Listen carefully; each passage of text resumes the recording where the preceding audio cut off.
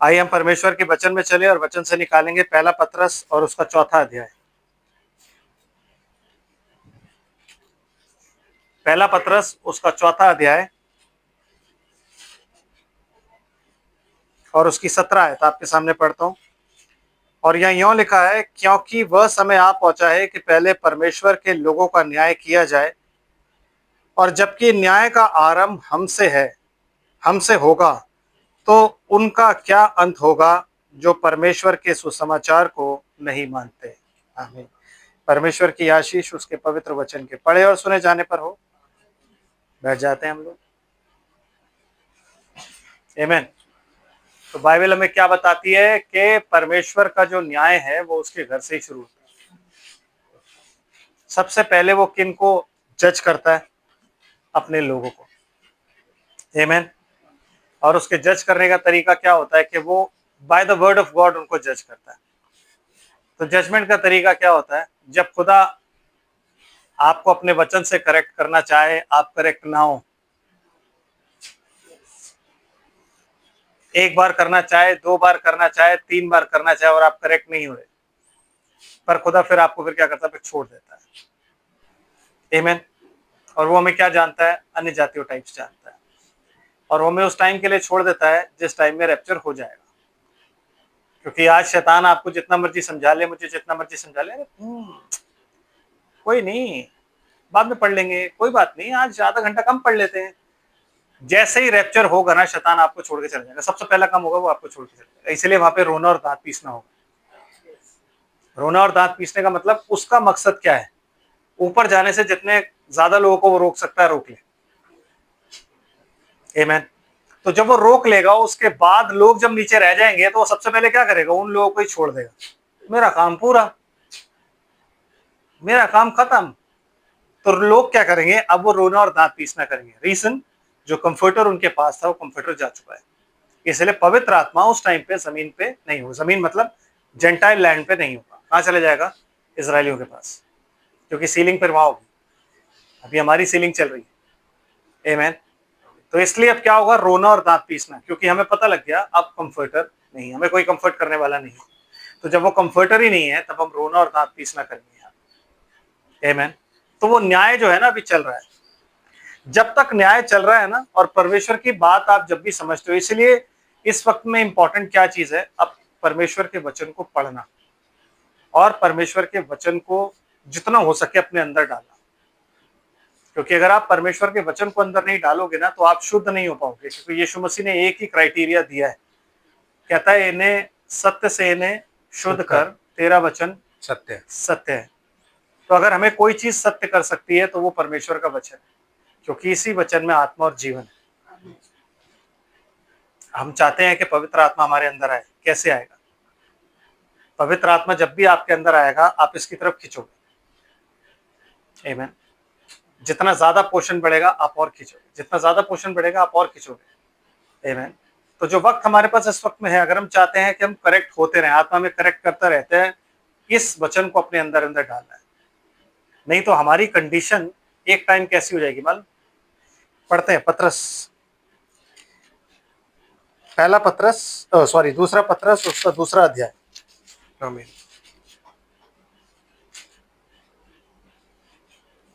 छठी आयत से पढ़िए। दूसरा पत्रस दूसरा अध्याय छठी आयत क्या कहती है? और सदोम और मोरा के नगरों के विनाश का ऐसा दंड दिया कि उन्हें भस्म करने की राख में मिला दिया। भस्म करके राख में मिला दिया, ताकि वे आने वाले भक्तिहीन लोगों की शिक्षा के लिए एक दृष्टांत बने। और धर्मी लूत को, जो अधर्मियों और अशुद्ध चाल चलन से बहुत दुखी था, छुटकारा दिया। बस आगे चलते हैं, लेकिन थोड़ा सा इसको तो समझें। तो कंडीशन कैसी हो जाएगी कि धर्मी लूत जो है ना, वो कहाँ? सदोम में बैठा हुआ है, और उन लोगों के जो अशुद्ध चाल चलन होता है उससे वो क्या हुआ पड़ा है? दुखी हुए पड़ा है। उसको बहुत दुख है कि यार ऐसे चाल चलन में मैं पड़ा हूं और ये लोग कैसे कैसे काम करते हैं, मैंने कितनी बड़ी गलती करी है ना, अपने भाई को अपने चाचा को छोड़ के। जो मैं यहाँ आ गया। बेशक उस लैंड में इतनी प्रॉस्पेरिटी नहीं थी, आज ये प्रॉस्पेरिटी प्रीचर्स के लिए है, उन लोगों के लिए जो अपने आप को प्रॉस्पर करना चाहते हैं। क्योंकि लूत जो था वो बहुत प्रॉस्पर हो गया था, क्योंकि उसने जब देखा ना, दूर से देखा, तो कहता वो तराई बहुत अच्छी थी, क्योंकि परमेश्वर ने अब तक उसे नाश नहीं किया था। उसके अंदर बहुत सी ऐसी अच्छी अच्छी चीजें पाई जाती है, दूसरे दूर से देखकर अट्रैक्ट कर रही थी। बिल्कुल वैसे ही जैसे भले और बुरे के ज्ञान का जो वृक्ष होता था ना आदन में, वो अट्रैक्ट करता था, वो ट्री बहुत अट्रैक्टिव था, पता है। परमेश्वर ने जानबूझ के उसको बीच में लगाया था ताकि वो सेंटर ऑफ अट्रैक्शन बने। वर्ड पढ़ा है ना आप, सेंटर ऑफ अट्रैक्शन, वहीं से ही आया। The tree was centre of attraction, Adam के लिए नहीं था, क्योंकि आदम खुदा का बेटा था, बट हवा के लिए था। आमेन। हवा के लिए था, क्योंकि अगर लेडीज कुछ भी नहीं कर रही ना, और अगर अपने फोन में मिंत्रा पे वो ड्रेसेस भी देख रही है ना, तो उनका टाइम पास अच्छा हो जाता है, उनको शांति मिल जाती है। उसे कहते हैं विंडो शॉपिंग। खरीदना कुछ नहीं है, लेकिन सिर्फ देखा तो कि भाई घुमा दिया मार्केट, उन्होंने विंडो में जो लगे हुए ना, जो ग्लास के पीछे लगी थी, वो देख ली, हाँ, एक आध दुकान में पूछ के रेट रेट पूछ लिया, बस। तो अट्रैक्टिव, उनको ये चीजें बहुत अट्रैक्ट करती है। खुदा ने नेचर डाल के भेजा, मतलब इसमें कोई बुराई नहीं है। तो वहां से शुरू हुआ था सेंटर ऑफ अट्रैक्शन। वो हर बार उसको देखती थी, अट्रैक्ट होती थी, लेकिन वो कुछ कर नहीं सकती, और ये चीज शैतान समझ चुका था। आमीन। तो वो जब भी आदम से पूछती थी, तो आदम बोलता था नहीं, उस तरफ नहीं जाना है, वो पेड़ का फल नहीं खाना है। तो इसलिए उसने फिर किसको भेजा? एक अपने ऐसे प्रचारक को जो लुभावने वाली बातें करता है, उसको भेज के उसने बताया वो तुझसे बात नहीं करेगी, तू बात कर। और उसने वहां से बात करनी शुरू करी। आमीन। और वो बात क्या थी? क्या सचमुच है? मतलब डिस्कशन उसी पेड़ से शुरू हुआ, लेकिन वो कैसे शुरू हुआ? बाकी सब पेड़ों पे, क्योंकि अगर वो उसी पेड़ के लिए पूछता, कहते नहीं खाना, और चली जाती। तो बात करने के लिए डिस्कशन दूसरा चाहिए होता है। आमीन। समझ रहे हैं आप बात? यस। तो ये शैतान का तरीका है। तो धर्मी लूत क्या था? धर्मी लूत एक ऐसा आदमी था जो उनके कामों को देखकर ना बड़ा ही अपने आप को शोकित कर रहा था कि यार बेशक यहाँ प्रोस्पेरिटी है, but there is no word of God, there is no life. क्योंकि वहां पे एक्चुअली लाइफ नहीं थी, जीवन नहीं था वहां पे मृत्यु थी। सदोम के लोग लोगों को मार के खुश होते थे। सदोम के लोग कोई भी बुरा काम करते थे ना, वो बड़े खुशी मनाते थे, और वो लोगों को अलग अलग तरीकों से मारते थे और सबको दिखाते थे, और बड़े खुश होते थे मार के। तो वो इन चीजों को देख देख के ना बड़ा, मतलब वैल्यू लाइफ की नहीं थी। वो इन चीजों को देख देख के बड़ा दुखी होता था कि यार परमेश्वर के वचन का यहाँ पे थोड़ा सा भी भय परमेश्वर का नहीं पाया जाता। और क्योंकि वो लूत के साथ रहा था, तो उसके अंदर वो भय था, इसलिए वो अपने मन को ना खेदित करता था कि मैं क्यों आया, मैं यहाँ पे क्यों आया। आमीन। आज अगर वो नेचर हमारा नहीं है ना, तो ब्रदर हमें कोई नहीं निकाल सकता यहाँ से। अगर आप पर पवित्र आत्मा की सीलिंग है, और अगर आप इस दुनिया की कंडीशन देख के दुखी नहीं हो, तो आपका छुटकारा कैसे हो? अगर आप इस दुनिया में रह के एंजॉय कर रहे हो कि नहीं बढ़िया है, तो फिर आपको छुड़ाएगा कैसे? ब्रदर अगली आयत पढ़ दीजिए।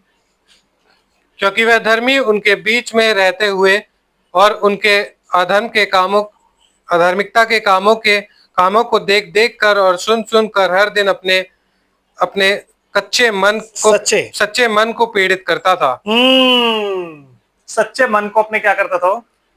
वो पीड़ित करता था सच्चे मन को अपने, उनके अधार्मिकता के कामों को देख देख के, सुन सुन के, क्योंकि वो अपने कामों को बड़े प्राउडली, जैसे आज के लोग बताते ना प्राउडली, भाई मैंने उस बंदे को इतना बेवकूफ बनाया ना, उससे इतने पैसे निकाल लिए, खींच लिए, या मैंने उसके साथ ये किया, उसकी जमीन हड़प लिया, उसका घर हड़प लिया, उसकी ये, मतलब वो इन चीजों को बहुत, लड़कियों को लोग बेवकूफ बनाते हैं और बेवकूफ बना के बड़े खुश होते हैं। तो वो पता तेरे भाई ने, यस, ये सारी चीजें सदोम की कंडीशन है वहां पे, ये सब। और इन चीजों को सुन सुन के ना वो अपने ना जो मन था ना उसको पीड़ित करता था, धर्मी मन, खेदित होता था, दुखी होता था सोच सोच के यार। और वो सदोम के अंदर नहीं बैठता था, क्योंकि वो जब अंदर बैठता था ना और उनके कामों को सुनता था, उसको ऐसी पीड़ा होती थी, वो कहता था यार मैं क्या क्यों आ गया हूं यहाँ पे। लेकिन अब वो जा नहीं सकता, बिकॉज अब सारा पैसा यहाँ इन्वेस्ट किया हुआ। बच्चों को यहाँ रहना अच्छा लगता है, वाइफ यहीं की है। यस, तो वो कैसे जाए वापस? तो वो ना क्या करता, गेट पे बैठ के ना और देखता रहता था, किसकी तरफ? जहां से वो आया था। इसलिए जब दो दूत आ रहे थे ना, उसने दूर से ही देख लिया, क्योंकि वो दो दूत अब्राहम के पास से ही आ रहे थे, वहीं देखता रहता था कि मेरा चाचा आ जाए, किसी तरह मेरे को बोले कि बेटा आजा, तू क्या कर रहा है, क्यों दुखी हो रहा है, चला। आमीन। क्योंकि उसे लगता था कि चाचा बुलाए, क्योंकि वो सॉरी नहीं बोलना चाहता था, क्योंकि बहुत बड़ा आदमी हो गया था। हाँ, जब चाचा ने उसको उस जब वो उठा के ले गए थे, किडनैप कर लिया था, जब चाचा छुड़ा के लाया तो उसने बोला सॉरी या थैंक यू? कुछ नहीं बोला, चुपचाप अपना परिवार लिया और चला गया। उसने ये भी नहीं बोला कि चाचा मैं आपके साथ ही रहूंगा, वहां जाके मेरा मन नहीं लगता। चुपचाप चले गए वापस। आमीन। समझ रहे हैं आप? और फिर वहां जाने के बाद जब वो उनके रंग ढंग को देखता रहा, स्टार्टिंग में तो उसको लगा ऐसे हो गए, चलो ठीक हो जाएगा, कोई बात नहीं, लेकिन वो उनमें मिल नहीं पाया, because there is a spirit, there is a seed. आमीन। एक सीड, एक स्पिरिट उसके अंदर थी, जो उनके साथ जेल नहीं हो पाती थी, तो उसने अपने आप को खींच के रखा। और जब उसने खींच के रखा तो वो दुखी होता रहा। क्या आपकी और मेरी कंडीशन आज ऐसी है? क्योंकि ऐसा नहीं है कि हम लोग सारे के सारे बहुत धर्मी घरानों से या वैसे हैं। हम सब जब दुनिया में जाते हैं, हम सब जब अपने रिश्तेदारों में जाते हैं, तो ये चीजें देखते हैं। तो जब हम देखते हैं तो हम दुखी होते हैं। आमीन। जब हम देखते हैं तो क्या हमें नहीं लगता कि यार इन बेचारों का क्या होगा? क्योंकि अगर वो कंडीशन हमारी नहीं है ना ब्रदर, तो हम कैसे फिर सोचते हैं कि हम लोग रैप्चर के भागी, आनंद के भागी हो सकते? हम कभी नहीं हो सकते।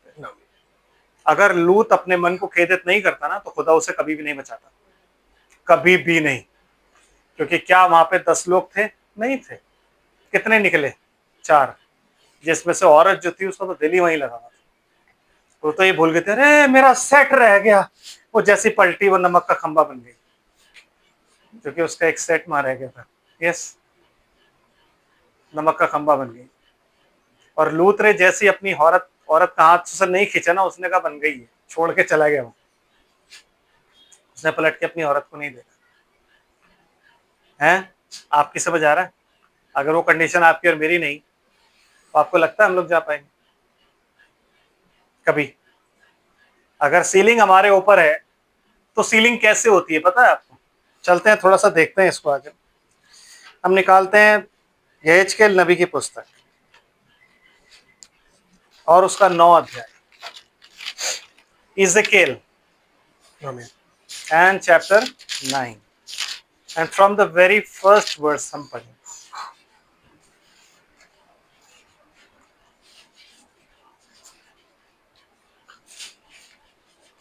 फिर उसने मेरे कानों में ऊंचे शब्द से पुकार पुकार कर कहा, नगर के अधिकारियों को अपने हाथ में स्लोली नाश। स्लोली स्लोली, बहुत स्पीड से ना पढ़े, क्योंकि सुनने वाले को फिर समझ नहीं आएगा। आराम आराम से पढ़े, कोई हमें जल्दी नहीं है। हम ये नहीं चाहते कि आप जल्दी पढ़ दे और हम जल्दी चर्च खत्म कर दे। पहले बोल चुका हूँ 3-4 घंटे, तो आराम से पढ़ो, कोई टेंशन नहीं। यस। फिर उसने मेरे कानों में ऊंचे शब्द से पुकार कर कहा, नगर के अधिकारियों को अपने अपने हाथ में नाश करने का, का, का हथियार लिए हुए निकट लाओ। नगर के जितने भी अधिकारी हैं उन सबको निकट लाओ, और निकट जब लाओगे तो अपने हाथ में नाश करने का एक हथियार रखना। आमीन। और सबको ले लेके आओ, सबको ले लेके आओ। तो क्या होता है जी? इस पर 6 पुरुष उत्तर की ओर और ऊपरी फाटक उत्तर की ओर ऊपरी फाटक, ऊपरी उत्तरी फाटक के नगर मार्ग, सॉरी, इस पर 6 पुरुष ऊपरी उत्तर की ओर और ऊपरी फाटक के मार्ग से अपने अपने हाथ में घात करने के लिए हथियार लिए हुए आए, और उनके बीच सन का वस्त्र पहने, कमर कमर में लिखने की दवात बांधे हुए एक और पुरुष था। 6 लोग थे, 6 पुरुष आए जिनके हाथों में तलवार थी। आमेन। डरने वाली बात नहीं है, पतरस भी तो अनपढ़ था, उसने भी तो लेटर्स लिखे हैं। जब आप आत्मा में बढ़ते हो तो आत्मा अपने आप आपसे पढ़वाता है ना, आत्मा अपने आप पढ़वाएगा, नहीं पढ़ेगा तो खुदा अपने आप पढ़वाएगा पर सीधा करके। ओके, कहता 6 लोग आए, 6 पुरुष आए, लेकिन उनके साथ एक 7वां भी था, और वो 7वां सन के वस्त्र पहने था, सनी, आमीन। लेनिन, और उसकी कमर में क्या था? लिखने की दवात। दवात क्या होती है? इंक। इंक को हिंदी में क्या कहते हैं? शाही। दवात। बोतल जिसमें होती है ना, वो दवात होती है, उसके अंदर क्या होती है? आमीन। जब आप छोटे होंगे, आपने शायद हिंदी पढ़ी नहीं है, आप लोग सब फॉरेन स्कूल में पढ़े हुए हो ना, इसलिए आपको पता नहीं है। दवात, जो इंक की बोतल होती है, उसको क्या बोलते हैं? दवात। छोटी सी इतनी सी बोतल होती है, इतनी सी आती थी बस, देखी थी ना, उसको दवात बोला जाता था। हिंदी, हिंदी हमारी मातृभाषा भाई, उसको कहाँ आप लोग। आमीन। तो एक पुरुष वो भी था, आमीन, और उसके पास दवात थी। तो ब्रदर आगे क्या कहता है फिर? और वह सब भवन के भीतर जाकर पीतल की वेदी के पास खड़े हुए। सारे के सारे जाके ना पीतल की वेदी के पास खड़े हो। पीतल आपको पता है किसको दर्शाता है? पीतल की वेदी किसे दर्शाती है? जजमेंट। पीतल जो है वो जजमेंट को दर्शाता है। आमीन। तो वहां से क्या होना है? जजमेंट आनी है। तो वो पीतल की वेदी के पास सारे के सारे खड़े हुए। आमीन। फिर क्या होता है ब्रदर? तब इज़राइल के परमेश्वर का तेज करूबों पर से जिनके ऊपर वह रहा करता था, भवन की देवड़ी पर उठ आया था, और उसने उस सन के वस्त्र पहने हुए पुरुष को, जो कमर में दवात बांधे हुए था, पुकारा। और यहोवा ने उससे कहा, इस यरूशलेम के नगर के भीतर इधर उधर जाकर जितने मनुष्य उन सब घृणित कामों के कारण जो उसमें किए जाते हैं, सांसें भरते हैं और दुख के मारे चिल्लाते हैं, उनके माथे पर चिन्ह लगा दे। उनके माथे पर चिन्ह लगा दे, विच मीन्स उन्हें सील कर दे। इंग्लिश में जब आप पढ़ते हो तो क्या लिखा हुआ है? सील दे। अंदर जा, इधर उधर जा, और इधर उधर जाके वो लोग जो इन घृणित कामों को जो यरूशलेम के बीच में किए जाते हैं, उनके कारण सांसें भरते हैं। सांसें भरने का मतलब पता क्या होता है? हाय खुदा, अब ये भी देखना बाकी था, अब ये काम भी देखना बाकी। तो जो उन कामों को देखकर शोकित होते हैं, जो उन कामों को देखकर घृणा करते हैं, जो उन कामों को देखकर मतलब उनको कोई फर्क नहीं पड़ता, मतलब उनको फर्क इतना पड़ता है कि वो लोग सोचते हैं कि यार खुदा तू कब इन लोग को सीधा करेगा और हम कैसे इस जगह पे रहें, ये यरूशलेम है। कहता उन लोगों पर ना तू छाप लगा दे। कभी सोचा आपने कि यरूशलेम में क्या काम होते थे? कहाँ पढ़ रहे हैं ब्रदर? हम कौन सा चैप्टर पढ़ रहे हैं? 9th। कौन सा चैप्टर पढ़ रहे हैं? 9? किसका? वर्ड्स कौन सी पढ़ी थी?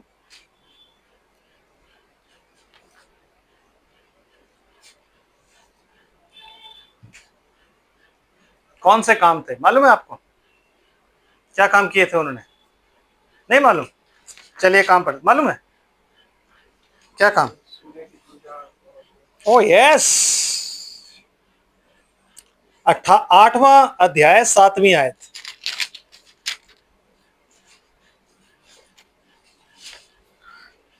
तब वह मुझे आंगन के द्वार पर ले गया, और मैंने देखा कि दीवार में एक छेद है। तब उसने मुझसे कहा, हे मनुष्य की संतान, दीवार को फाड़। इसलिए मैंने दीवार को फाड़ कर क्या देखा कि एक द्वार है, उसमें उसने मुझसे कहा, भीतर जाकर देख कि यह लोग वहां कैसे कैसे और अति घृणित काम कर रहे हैं। आमेन। क्या कह रहा है? घृणित काम वहां पे ऑलरेडी कर हो रहे रहे हैं। तो जाके देख कि वहां पे क्या क्या हो रहा है। ब्रदर क्या लिखा है फिर? अतः मैंने भीतर जाकर देखा कि हम्म। चारों ओर की दीवारों पर जाति जाति के रेंगने वाले जंतु हाँ और घृणित पशुओं हाँ। और इज़राइल के घराने के सब मूर्तों के चिन्ह छिके खिंचे हुए हैं। मतलब इज़राइल के घराने की मूर्तें, इज़राइल के घराने में तो कोई मूर्त नहीं थी कि थी? उनके पास मूसा की फोटो थी? नहीं, तो फिर कौन कौन सी मूर्तें थी उनकी? जो इजिप्शियन थी। No brother, yes brother. एक उनके पास सांप होता था जो छड़ी पे लटका होता था। एक उनके पास स्टार होता था जिसे वो कहते थे स्टार ऑफ डेविड। लेकिन खुदा जानता था कि वो मोलेक का तारा है, रिफान देवता का तारा है। आमेन। इसलिए वो कहता है क्या तुम वो तारा नहीं है? तो ये सारी जो इमेजेस थी ना, ये सारी इमेजेस वहां पे लगी हुई थी, जैसे आज लगी हुई ना। हम कोई पूछते थोड़ी ना, बट ये हमारी आइडेंटिटी है। तो वो उनकी आइडेंटिटी थी। और खुदा उनको क्या बोलता है? घृणित वस्तुएं। Except the word of God, whatever is there in your church और इन योर हाउस, जिसको आप वर्शिप करते हो, जिसको आप एडमायर करते हो। अगर किसी फोटो को आप एडमायर करते हो, लगाते हो कि नहीं भाई हमारे चश्मे की एडमायर कर रहे हैं, तो गॉड का मतलब होता है object of adoration and admiration. English पे शायद आप लोग को आती ही नहीं है। तो चर्चेस में क्या हो रहा है? चर्चेस में चारों तरफ ये मूर्ति, हम कोई वो थोड़ा ना मूर्ति पूजा थोड़ा ना करते हैं। हम तो जैसे वहां क्रॉस लगा हुआ था वैसे हमने भी क्रॉस लगा था। क्रॉस पे बॉडी नहीं है बट क्रॉस है। क्यों? क्योंकि ये क्रॉस हमें बताता है कि यीशु मसीह ने हमारे लिए अपनी जान दी। वचन नहीं बताता, आपका जीवन नहीं बताता, क्रॉस बताता है। जबकि वचन बताना चाहिए कि यीशु मसीह ने मेरे लिए जान दी। तो कोई मूर्त और किसी भी तरीके की कोई चीज आपके चर्च में नहीं हो सकती जो कि आज के युग में है। कोई ऐसा चर्च नहीं है ब्रदर जहां मूर्त ना हो। In the sense I am talking about denomination. हाँ, कई कई एंड टाइम मर्स भी हैं जिनके चर्च में फोटोज लगी हुई हैं और वो कहते हैं हम मूर्ति पूजा नहीं करते, बट यू नो वो लगाते हैं घर पे क्योंकि उनके लिए वो ऑब्जेक्ट ऑफ एडमिरेशन है। लेकिन जब वो ऑब्जेक्ट ऑफ एडमिरेशन आपके घर में होता है तो इसका मतलब है ब्रदर आप फिर उस फोटो को देख के आप करते तो ना ये हमारे नबी थे, है ना? कई एक तो ऐसे भी होंगे कि अगर यहाँ सोफे पे बैठे हैं तो पैर यहाँ नहीं कर सकते क्योंकि यहाँ फोटो है।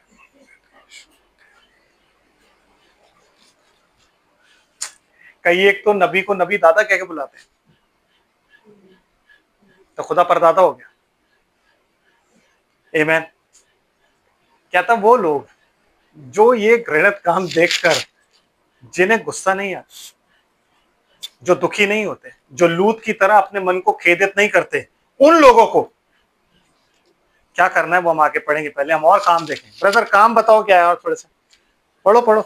इज़राइल के घराने के पुरनियों में से 70 पुरुष जिनके बीच में शापान शापान का पुत्र यजनिया भी है। हाँ, वह उन चिन्हों के सामने खड़े थे, चित्रों के सामने मतलब 70 लोग हैं। 7 का नंबर हमेशा जेंटाइल को रिप्रेजेंट करता है। इस बात को आप हमेशा याद रखें। इजराइल की जो गवर्नमेंट है दैट इज 12। इजराइल का जो सनहेरिडन था, जो जिसमें जहां पे वो पूरी जूरी बैठती थी, वो 70 लोग होते थे। तो इट टेल्स कि हाँ भाई गवर्नमेंट जो है, इजराइल की जो प्रधान है वो गवर्नमेंट है। और वो गवर्नमेंट जो है वो क्या कर रही है? मूर्ति पूजा में डॉलीन है। आमीन। आगे आमीन। और हर एक पुरुष ने अपने हाथ में धूपदान लिए हुए है। हाँ, और धूप के धुएं के बादल की सुगंध उठ रही है। ये धूप जो है ये किसको रिप्रेजेंट करता है? प्रार्थनाओं को। आपने प्रकाशित वाक्य की पुस्तक में पढ़ा है कि पवित्र लोगों की प्रार्थना उसने धूप में भरकर ऊपर चढ़ा दी। तो ये धूप जो है किसे रिप्रेजेंट करता है? प्रार्थनाओं को। कि वो लोग वहां पे क्या कर रहे हैं? प्रार्थनाएं कर रहे हैं। किससे? उन घृणित चीजों से, उन चीजों से जो खुदा के लिए एक सृष्टि है। You can not worship that. आप किसी बादल को वर्शिप नहीं कर सकते। No sir, you can not, you can not. आप किसी ऐसी फोटो को वर्शिप नहीं कर सकते जो फोटो खुद एक इंसान की है। ठीक है, वो बताया इसलिए गया था ताकि आप समझो कि हाँ भाई ये मुई था, इसलिए नहीं बताया था कि आप अपने घर में लगा लो।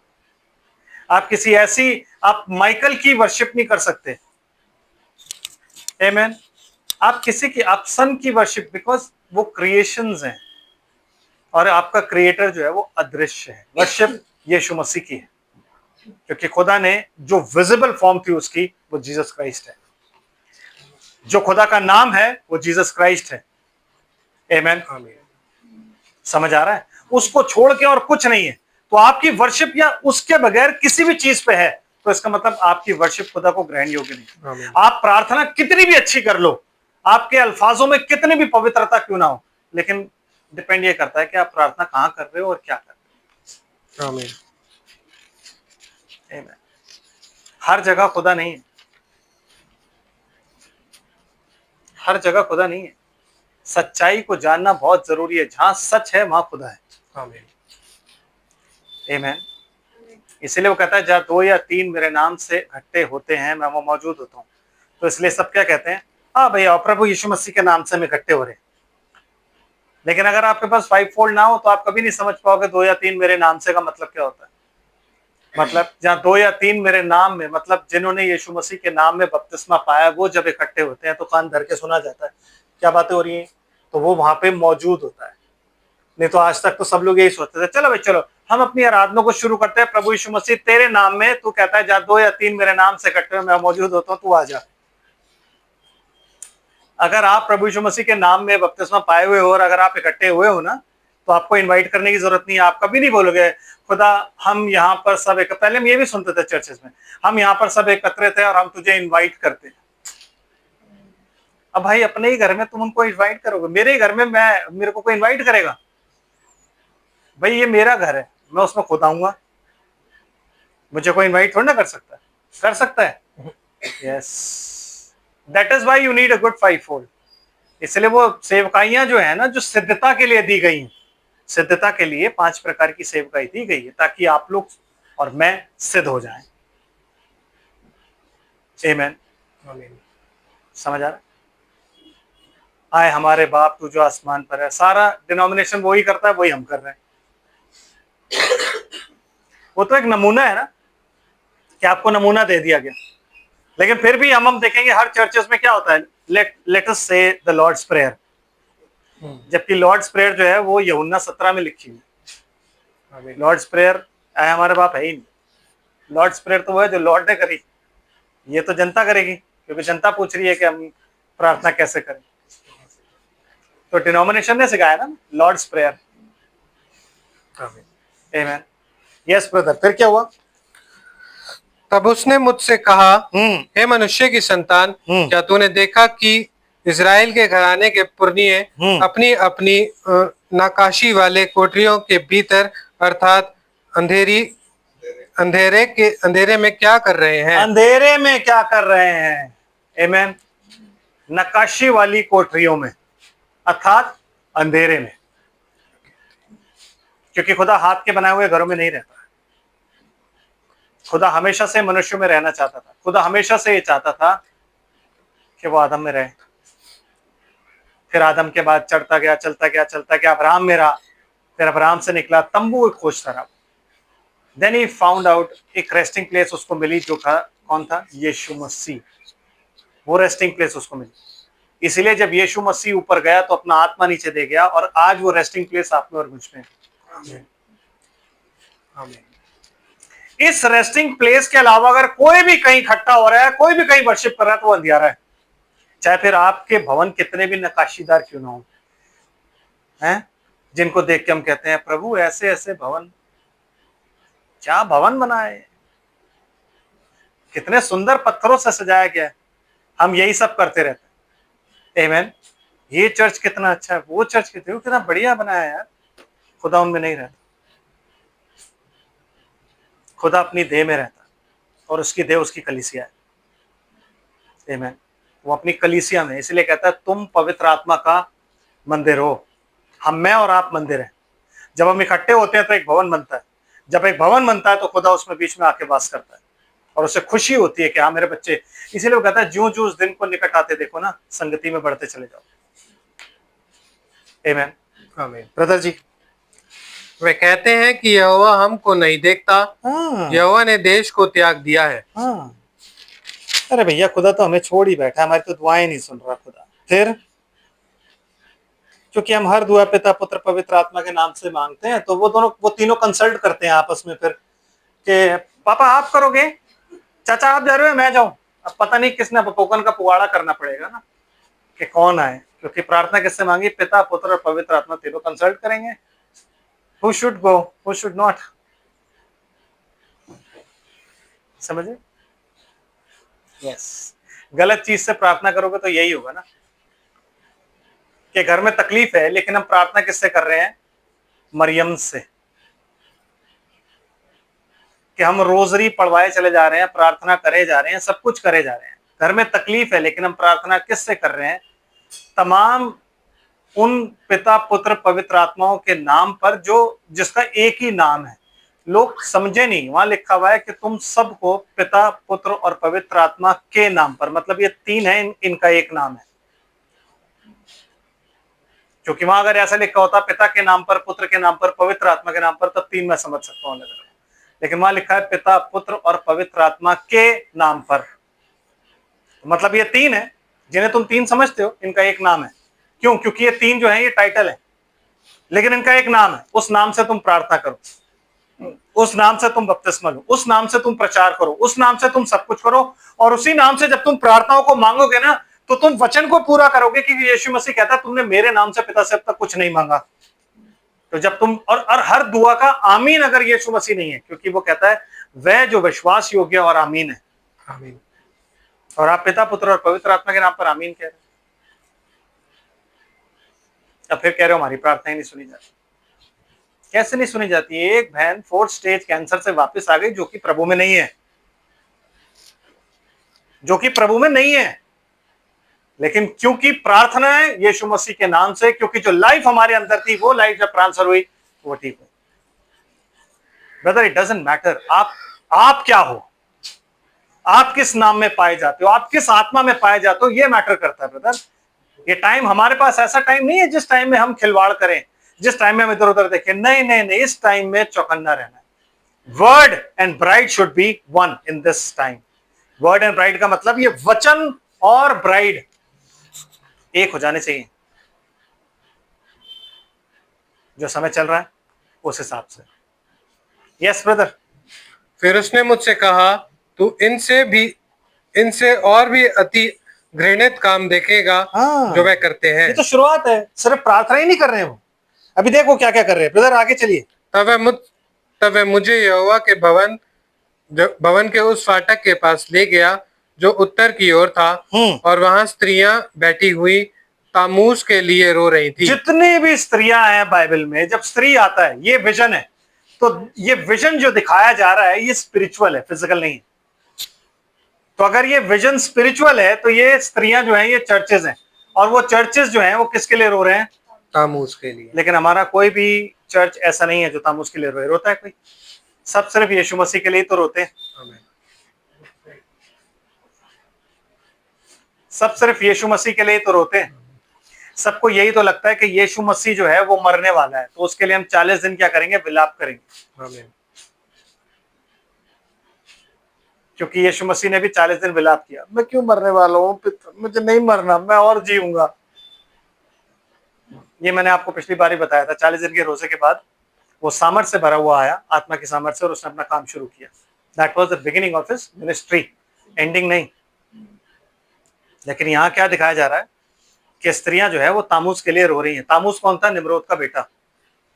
जब वो मर गया था तो उसके लिए विलाप कराया गया था। कितने दिन का विलाप? 40 दिन का विलाप। वरना ये 40 दिन की कहां से कहानी शुरू हुई आपके और मेरे बीच में? क्या मैं 40 दिन, जब कोई मर जाता है उसका 40वां मनाते हैं? कहां से आया? जब पूछोगे तो पता क्या बोलेंगे? यीशु मसीह 40 दिन नीचे नहीं रहा। अरे भाई, यीशु मसीह जब 40 दिन नीचे रहा तो उसने इतने काम दिखाए अपने चेलों को, वो अपनी गवाही दे रहा था। आपका जो मुर्दा मरा है वो कौन सी गवाही दे रहा है? लाजर मरा तो क्या 40 दिन नीचे था? मरा और ऊपर चला गया। जो मरा वो ऊपर चला गया। आमेन। यस ब्रदर, फिर ये मनुष्य की संतान, क्या तूने यह देखा है? फिर और फिर इनसे भी बड़े घृणित काम तू देखेगा। यस, ये तो कुछ भी नहीं है। ये तो जो वो कर रहे हैं ना, जो उन्होंने लैंड्स रखे हैं ना, ये कुछ भी नहीं है। लेमेंटेशंस कुछ भी नहीं है। मैं तेरे को इससे बड़े काम दिखाता हूं। आगे चलते हैं ब्रदर। तब वह मुझे यहोवा के भवन के भीतरी आंगन में ले गया, और वहां यहोवा के भवन के द्वार के पास ओसारे और वेदी के बीच में कोई 25 पुरुष अपनी पीठ यहोवा के भवन की ओर और अपना मुख पूर्व की ओर किए हुए थे। फिर वह पूर्व दिशा की ओर सूर्य को दंडवत कर रहे थे, जो कि आप हर चर्च में देखते हो कि जब फादर कोई ऐसे ही डंडा पकड़ते तो उसके ऊपर सूरज बना हुआ होता है। जब आप देखते हो कि उनके पुलपिट पे सूरज बना होता है, जब आप देखते हो कि जहां से वो होली कम्युनियन का कप निकालता है वहां पे सूरज बना होता है, जब आप देखते हो कि वहां पे सनराइज वर्शिप होती है, सर्विस होती है, तो आप किसकी उपासना कर रहे हो? जब रोटी को ऐसे हाथ में लिया जाता है तो आप किसकी उपासना कर रहे हो? सूरज की। और आपकी पीठ कहां होती है? भवन की ओर। खुदा की तरफ पीठ करके आप क्या करते हो? सूरज को दंडवत करते हो। सब, एक नहीं, तमाम जितने भी डिनोमिनेशंस हैं, सब करती हैं। आमेन। सब कर रही होती है। सुबह वर्शिप करती है, शाम को होली कम्युनियन सुबह करती है। लोग कहते हैं संडे की वर्शिप ना इससे शुरू हुई थी बिकॉज इट इज संडे, तो इसलिए कैथलिक्स ने शुरू किया था, पोप ने शुरू किया था, पोप ग्रेगरी ने, कि संडे को हम वर्शिप करेंगे because it is the first day of the week, और हम इसको सन को डेडिकेट करते हैं। इस वक्त में आते आते आज हम संडे को क्यों इकट्ठे होते हैं? हम संडे को इसलिए नहीं इकट्ठे होते क्योंकि संडे जो है वो पहला दिन है। हम सिर्फ इकट्ठे इसलिए होते हैं क्योंकि संडे जो है ना वो छुट्टी है। मैं तो आखिरी दिन मानता हूँ। मंडे मेरा पहला दिन होता है जब मैं काम करना शुरू होता है। पहले दिन छुट्टी कौन करता है? कोई नहीं। अभी पीछे एक एंड टाइम बिलीवर भी कह रहे थे कि हम संडे को वर्शिप क्यों करते हैं। वो कहते हैं हम संडे को वर्शिप इसलिए करते हैं क्योंकि संडे को यीशु मसीह जिंदा हुआ था। एक एंड टाइम बिलीवर पास्टर, यहाँ के नहीं, फॉरेन के, उन्हें लगता संडे को यीशु मसीह जिंदा हुआ था। क्यों? क्योंकि उन्होंने अपनी डिनोमिनेशन में सुना है, क्योंकि बाइबल तो ऐसा नहीं कहती है। बाइबल तो नहीं कहती कि संडे को जिंदा हुआ, मंडे को जिंदा हुआ, किस दिन हुआ किस दिन नहीं हुआ। आमेन। तो फिर आपको संडे को अगर आप ऐसा सोचते हो, फिर आप सप्ताह के पहले दिन अगर आप सोचते हो संडे को जिंदा हुआ, तो सप्ताह के आखिरी दिन मिलो, क्योंकि सबत तो आपका क्या है, अगर आप इतने ऑर्थोडॉक्स हो तो। आमेन। आप समझ रहे हो ब्रदर? ये सारी चीजें हमें सिखाई गई और हम कर रहे हैं विदाउट आस्किंग एनी क्वेश्चंस। हमने किया। आज हम क्यों इकट्ठे होते हैं? हमारे इकट्ठे होने का रीजन सिर्फ ये है कि छुट्टी है भाई, और किस दिन इकट्ठे हो, वरना हम वेडनेसडे फ्राइडे भी इकट्ठे होते हैं। अगर आप सबकी छुट्टी सैटरडे को हो जाएगी, मैं सैटरडे इकट्ठा होना शुरू हो जाऊंगा। अगर हम सबकी छुट्टी मंडे हो जाएगी, मैं मंडे इकट्ठा होना जाऊंगा। आमेन। हम उसी हिसाब से चलेंगे फिर। लेकिन ये कहना कि नो दिस इज रॉन्ग, हमें कॉन्सेप्ट पता होना चाहिए। हमें पता होना चाहिए कि ये सब क्यों शुरू हुआ, क्यों सनराइज वर्शिप होती है, क्यों सनराइज सर्विस होती है, पहली मास, पहला वर्शिप, पहला चर्च, पहली मीटिंग कब होती है ना? yes. अब इनसे भी घृणित काम वो दिखा रहा है। क्या है? तब उसने मुझसे कहा, हे मनुष्य के संतान, क्या तूने यह देखा? क्या यहूदा के घराने के लिए घृणित काम का करना जो वे यहाँ करते हैं छोटी बात है? छोटी बात है। उन्होंने अपने देश को उपद्रव से भर दिया। आमेन। और फिर यहाँ आकर मुझे रीस दिलाते हैं। मुझे रिस दिला रहे हैं, मतलब मुझे चिढ़ा रहे हैं। यहाँ के सब काम जब आप करते हो तो आप परमेश्वर को चिढ़ाते हो, उसे रिस दिलाते हो, और हम सोचते हैं हम वर्शिप कर रहे हैं। That is not worship brother. आत्मा और सच्चाई से वर्शिप होती है। हम खुद जब भी इकट्ठे होते हैं हम खुदा को चिढ़ दिलाते हैं, क्योंकि हम खुदा की महिमा नहीं करते। कभी हम बादल की, कभी हम फोटो की, कभी हम मैसेज की, कभी हम किसी चीज की महिमा कर रहे होते हैं। वर्ड ऑफ गॉड एक ऐसी चीज है जो खुदा कहता है कि उसने अपने नाम से बढ़कर अपने वचन को अहमियत दी है, क्योंकि वचन ही खुदा है। आपको आइडेंटिफाई किसके साथ करना है? मैसेज के साथ नहीं, इस वचन के साथ। क्योंकि लोग मैसेज नहीं जानते, लोग वचन जानते हैं। लोगों को ये पता है कि बाइबल क्या है, लोगों को ये नहीं पता कि मैसेज क्या है। आमीन। और वो मैसेज वापस इसी पे आने का था। What was the message of the hour? इस समय का संदेश क्या है? Back to the word, back to the apostle, ये संदेश था। नबी को इसलिए नहीं भेजा गया कि वो अपनी एक डॉक्ट्रिन बना के खड़ी कर लो। कहता है मैंने कभी ये नहीं चाहा कि मेरी कोई डॉक्ट्रिन बने या मैं कोई चर्च खोलूं या लोग मेरे पीछे आए या मेरा नाम बड़ा हो जाए। ये सब मैंने नहीं चाहा। मैं तो चाहता हूं कि लोग वचन पे वापस आए। उसने प्रचार ही वचन का किया। आमीन।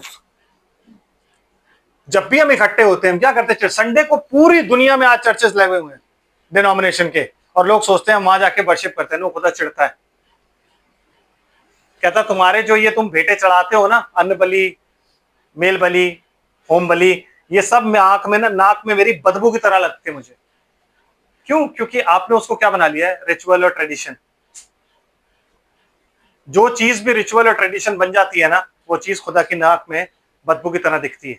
जो चीज भी, फिर चाहे वो यहां हो चाहे वो वहां हो, हर चीज आत्मा की अगुवाई में। कहता है जो आत्मा के चलाए चलते हैं वही परमेश्वर के पुत्र कहलाए जाते हैं। और वो अपने पुत्रों को ही लेने आ रहा है और किसी को नहीं लेने आएगा। आमीन। Yes brother. फिर वरन में डाली को अपनी नाक के आगे लिए हुए रहते हैं। वरन डाली को अपनी नाक के आगे लिए रहते हैं। लोग फिर हमें कहते हैं कि आप गलत कहते हो। बाइबल कह रही है, मैं थोड़ा ना कह रहा हूं। और ये विजन है, ये सच्चाई नहीं है। आई मीन ये लिटरल नहीं हो रहा है, बट ये विजन है जो वो देख रहा है। और जो विजन देख रहा है वो थर्ड टेंपल है ब्रदर। वो परमेश्वर का भवन जो दिखा रहा है वो ये यरूशलेम है। जिस यरूशलेम की वहां पे बात लिखी हुई है ना, वो यरूशलेम हम लोग हैं। जो सो कॉल्ड यरूशलेम कहते हैं, जो जमीनी यरूशलेम है, जो अपने आप को सो कॉल्ड क्रिश्चियंस हैं, वो लोग हैं। जो अपने आप को कहते हैं हम क्रिश्चियंस हैं, क्रिश्चियंस आत्मिक इजरायली होते हैं, ये वो लोग हैं जो अपनी नाक के आगे डाली लिए रहते हैं, पाम संडे बनाते हैं। आमीन। और पूरा जलूस निकालते हैं बकायदा डाली लेके, और फिर डालियों को घर ले जाते हैं, अपने घर पे टांग देते हैं। यस, चढ़ाते हैं वो खुदा को, और उन्हें लगता है कि हम वर्शिप कर रहे हैं, हम यीशु मसीह की इबादत कर रहे हैं। हाँ जी, इसलिए मैं भी जलजलाहट के साथ काम करूंगा, ना मैं दया करूंगा, ना मैं कोमलता करूंगा। वे चाहे मेरे कानों में ऊंचे शब्द से पुकारे, तो भी मैं उनकी बात ना सुनूंगा। और वो सुन भी नहीं रहा है। इसलिए मैंने बोला ना कि that there is no life there. वो सुन भी नहीं रहा है, क्योंकि अगर वो सुनता तो जीवन वहां पे होता, लेकिन वहां पे जीवन ही नहीं है। तो आमीन।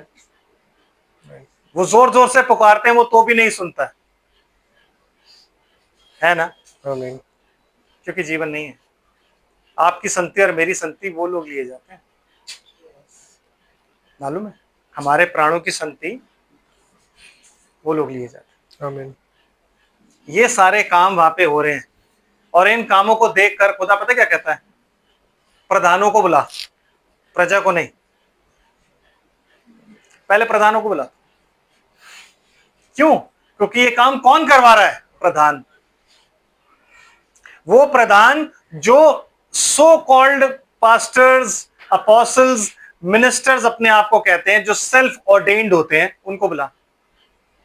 जिन्हें मैंने नियुक्त नहीं किया उनको बुला, क्योंकि वही हैं जो गलत काम करवा रहे हैं। जिन्हें मैंने नियुक्त किया होता, जो मेरी आत्मा के चरवाए होते, वो मेरी भेड़ों को हरी हरी चराइयों में ले चलते। वो उनसे कुशल है नहीं कहते है? वो उनसे यूं कहते कि अपने आप को इस वचन से लाइन अप करो, तब कुशल है। तुम वचन से बाहर निकले तो शैतान तुम पे पैर धर देगा। वो उनको सच बताते कि समय नजदीक है, अपने आप को अभी भी वचन से लाइन अप कर लो। आमीन। Yes brother. खत्म। 9वें अध्याय की कौन सी आयत पे छोड़ा था हमने? 5। ओके, आगे चलते हैं।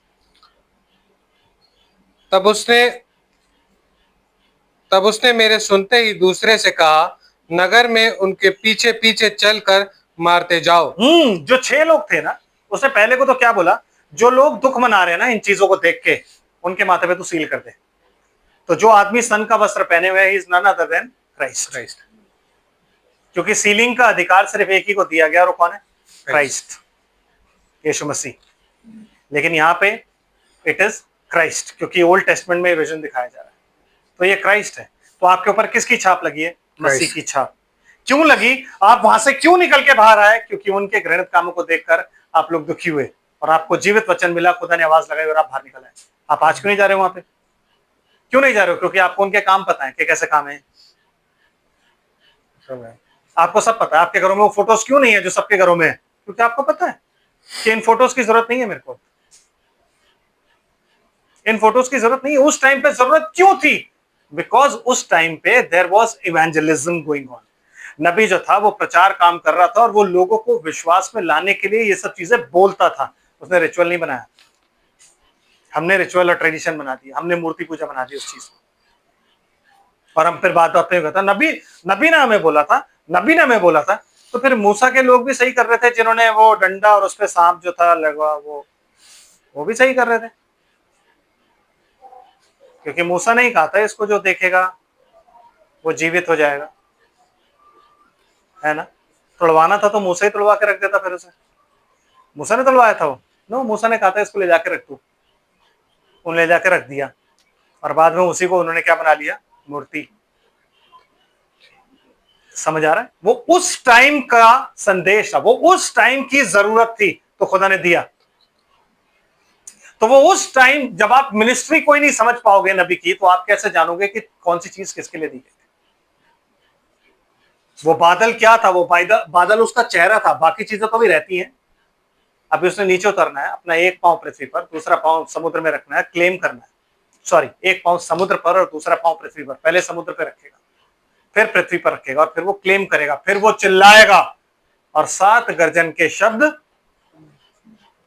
तो 7 गर्जन के शब्द जो है वो मैसेज में है। सुना आपने?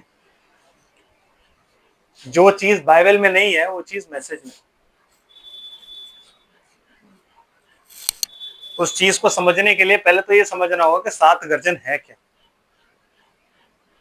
उस चीज को समझने के लिए पहले आपको 7 सील सुननी पड़ी। उस चीज को समझने के लिए पहले आपको आत्मा में आना होगा, जैसे यूहन्ना आया, तब 7वीं सील समझ में आती है। तो अगर ये सीलिंग हम पर नहीं होगी तो हम 7वीं सील नहीं समझ पाएंगे, जिसमें कि नबी कहता है मैंने जब उसको सुना ना तो वो अन्य अन्य भाषा थी और निकल गई विद नो ट्रांसलेशन। और अगर प्रॉफिट के पास स्पिरिट थी तो ट्रांसलेट भी होना चाहिए था, बिकॉज वो उस टाइम के लिए नहीं थी तो ट्रांसलेट नहीं हुआ। सो जैसे पेंतेकुस्त के दिन आत्मा उतरा और 2 ग्रुप पे उतरा और आत्मा ने ट्रांसलेट किया, आत्मा उतरा, उन्होंने बड़े बड़े कामों के बारे में बोला। एक ग्रुप ने रिसीव किया और दूसरे ग्रुप ने क्या किया? रिजेक्ट किया। सेम वे उस टाइम भी 7 जगहों पर, how many continents do you have? 7। तो वो 7 गर्जन के शब्द होंगे और उन शब्दों से अन्य अन्य भाषा बोली जाएगी। वो भाषा इस पर लिखी नहीं है। क्यों? क्योंकि वो सीधा स्वर्ग से उतरेगी, 2 ग्रुप में उतरेगी, एक रिजेक्ट करेगा और एक रिसीव करेगा। और रिसीव वो करेगा जिसके पास एक्स्ट्रा ऑयल है, ब्रदर, जिसने अपनी कुप्पियों में तेल भर रखा है। मशाल तो है उसके पास, मैसेज ऑफ द आवर है उसके पास, तेल लेके चल रहा है, बट एक्स्ट्रा ऑयल हमें किसके लिए चाहिए? उन 7 थंडर्स जो वो अन्य, तब भी वो अन्य भाषा में ही बोला जाएगा ब्रदर, क्योंकि वो कब उतरेगा? जब आप एक मन और एक चित्त, बिल्कुल वैसे ही जैसे पेंतेकुस्त के दिन चेले एक मन और एक चित्त हो गए थे और तब वो आत्मा उतर गया, वो उस दिन होगा। वो दिन प्रभु ने नियुक्त किया हुआ है। जैसे पेंतेकुस्त का दिन नियुक्त था ना, ये दिन भी नियुक्त किया हुआ है। इस दिन से पहले जैसे चेलों को 10 दिन इकट्ठे रहना पड़ा, वैसे ही हम लोग भी 10 दिन नहीं, हम लोग भी न जाने कितने दिन अपने घरों में बंद रहेंगे, प्रार्थनाओं में बढ़ते चले जाएंगे। जिस दिन उस पूरी bride, I am not talking about end time church, no, उस पूरी ब्राइड, वो जो ब्राइड पाई जाती है इस पृथ्वी पर, वो एक मन और एक चित्त हो गई, उतर जाएगा आत्मा। और जब आत्मा उतरेगा तब आपके अंदर से सबसे पहले जो चीज खत्म होगी वो होगा भय, क्योंकि हम डर के मारे ही अंदर बंद होंगे ना। समय आ रहा है, प्रेशर आ रहा है वो, आमीन। तभी तो हम इकट्ठे नहीं हो पाएंगे, इसलिए तो हमें नहीं पता कौन जाएगा कौन नहीं जाएगा।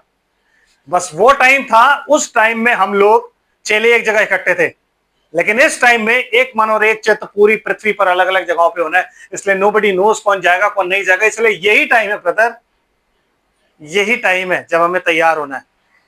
भाई ब्रनम ने एक कोकून के बारे में बताया था। बटरफ्लाई जो होती है ना, बटरफ्लाई जब पैदा करती है एक बच्चा तो कोकून होता है, और वो कोकून जाके क्या करता है, पत्ते पे बैठता है, और वो पत्ते पे बैठ के क्या करता है, पत्ते को खाना शुरू करता है। ये उसकी स्टेज होती है। पहली स्टेज क्या होती है, उसको खाना होता है, क्यों, वो बढ़ रहा है तो वो खाता है पत्ते को। अगर वो आम के पत्ते पे जाके गिरा ना तो वो आम का ही पत्ता खाएगा, वो कोई और पत्ता नहीं खाएगा। कोई और पत्ते से उसकी तबीयत खराब हो जाएगी और वो मर जाएगा, तो वो आम का ही पत्ता खाएगा जिस पत्ते पे गिरेगा। तो वो पत्ता वो खाता है, खाता है, खाता है। एक स्टेज ऐसी आती है, खाता है और चलता भी है, खाता है और चलता भी है, खाता है और चलता भी है। पर एक स्टेज आती है जब उसने तितली बनना होता है। उस टाइम वो क्या करता है, अपने आप को बांध लेता है। किस चीज से? वो क्या करता है, खाता है, पत्ता खाता है, बैठता है, हजम करता है, फिर पत्ते खाता है, फिर बैठता है, फिर हजम करता है, फिर ऊपर वाली शेल उतारता है। जो ऊपर वाली शेल है उसकी कवरिंग है, उस कवरिंग के अंदर ही रहता है, खाता है, फिर तगड़ा होता है, फिर वो वाली शेल उतारता है। वो ऐसे करते करते अपने चारों तरफ शेल बनाता है, और अंदर वो खाता रहता है, रेस्ट करता रहता है, जज्ब करता रहता है, अंदर लेता रहता है, खाता रहता है, लेता रहता है, खाता रहता है, लेता रहता है। फिर एक दिन वो अचानक तितली बन के और उस शेल को तोड़ के उड़ जाता है। और वो मोमेंट आज तक कोई भी कैप्चर नहीं कर पाया। आप शायद कर लेते हो, लेकिन उस जमाने में कोई भी कैप्चर नहीं कर पाया, क्योंकि वो पलक झपकने वाला टाइम होता है। यस, आपने पलक झपकी, वो तितली बन के उड़ जाता है। तो यार मैं इतनी देर से देख रहा था, पलक झपकते ही वो उड़ गया एकदम से। आज एआई से पॉसिबल है। आज जो टेक्नोलॉजी आज हो सकता है उससे आप कर भी लो, बट पहले ऐसा नहीं होता। वही चीज रैप्चर है। आज के दिन में जिस चीज को आपने खाना है वो क्या है, वचन। इसलिए बाइबल क्या कहती है, आत्मा और दुल्हन कहती है आ। आमेन। क्योंकि आत्मा और दुल्हन एक हो चुके हैं, तो वो क्या कहते हैं, आ। ये जो वचन है दुल्हन के अंदर जा चुका है। दुल्हन ने अपने आप को तैयार कर लिया, किससे, इस वचन को अपने अंदर डाल डाल के। इसीलिए मैंने आपको आज क्या बोला, आज वो आपके पास जो वक्त है ना, इसको चाट जाओ, बाइबल को दिन रात जितना पढ़ सकते हो, जब टाइम मिले इस बाइबल को पढ़ो। जितना आप इसे अंदर डालोगे ना, उतना ही आपकी ग्रोथ होगी, उतना ही आप अंदर से शुद्ध होगे, उतना ही ये आपको पवित्र करेगी, क्योंकि इसी वचन में जीवन और आत्मा है। आमीन। जो आपको मिलेगा। मैं ये नहीं कह रहा कि मैसेज ना सुनो, सुनो, बट इसको निगलेक्ट मत करो। आमीन। जब टाइम मिले तो इसको सुनो, इसको पढ़ो। नहीं पढ़ने का टाइम मिल रहा है, बिजी शेड्यूल है, सुनो। जितना डाल सकते हो डालो, जितना ले सकते हो लो। सुनो, बैठो, मनन करो, सुनो, पढ़ो, बैठो, मनन करो, सुनो, पढ़ो, बैठो, मनन करो। ये हमारा टाइम है आज के दिन। यूं निकल जाएंगे हम। सेवन थंडर्स एक अन्य अन्य भाषा है, वो आप रिसीव कैसे करोगे? क्योंकि अगर आपको पहले की चीजें पता होंगी ना, तो आप रिसीव कर पाओ। ब्रदर, आमीन। आपको क्या लगता है, जब वो बोल रहे थे, तो जितने भी लोग वहां पे खड़े हुए थे, जिन्हें अपनी अपनी भाषा में सुनाई दे रहा था, तो ये क्या बाइबल की बातें कह रहे थे? जो लिखी हुई थी वो कह रहे थे? क्योंकि अगर वो लिखी हुई बातें कह रहे थे तो वहां पे और लोग भी तो खड़े हुए थे, उनको भी तो वो बातें पता होंगी। तो उन्होंने क्यों बोला कि इन्होंने शराब पी रखी है? बिकॉज वो जो कुछ भी बोल रहे थे वो परमेश्वर के बड़े बड़े कामों का प्रचार कर रहे थे।